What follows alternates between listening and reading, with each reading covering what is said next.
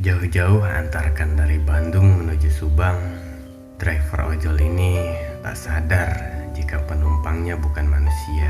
Herman Suherman menyebut dirinya mengantar seorang penumpang yang mengaku sebagai tim dari jurnal Risa, Cindy dari Bandung ke Subang. Namun setelah diselidiki, Cindy ternyata sudah meninggal 4 tahun yang lalu.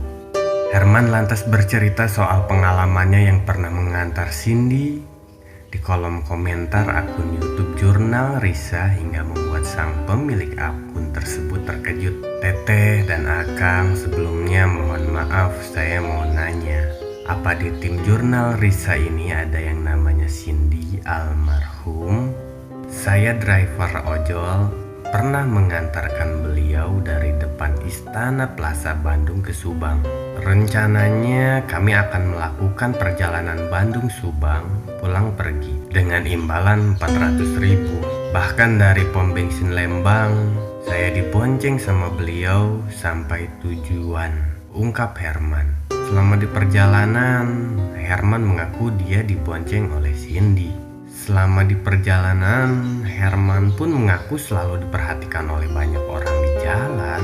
Tak sedikit orang yang memperhatikan saya seperti keheranan sepanjang perjalanan dari Lembang ke Subang.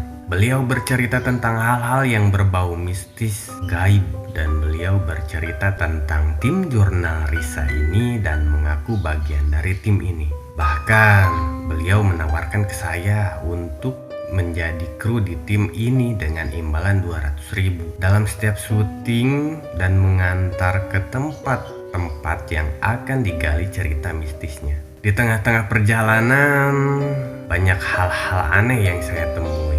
Tak curiga, Herman pun akhirnya selesai mengantar Cindy ke Subang. Setibanya di tempat tujuan, Herman diminta untuk menunggu Cindy di depan gang.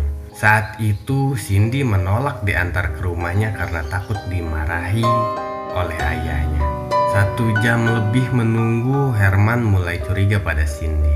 Herman yang penasaran pun akhirnya memutuskan untuk pergi ke alamat rumah Cindy. Namun alangkah terkejutnya Herman saat tiba di depan rumah Cindy, sebab rumah itu tampak kosong, kotor, kumuh, serta gelap.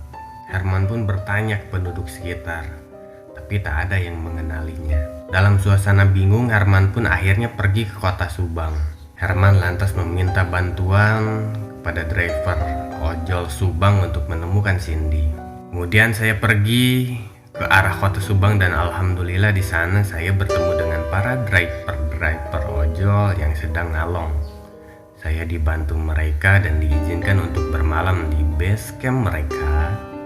Dan ketika keesokan paginya sekitar jam 5 subuh, Herman pun pulang ke Bandung dan beraktivitas seperti biasa. 1 hari kemudian, Herman pun kembali dibuat terkejut kala dikabarkan rekannya sesama driver ojol yang berada di Subang. Setelah ditelusuri, Cindy penumpang yang dibawa Herman itu rupanya sudah meninggal dunia.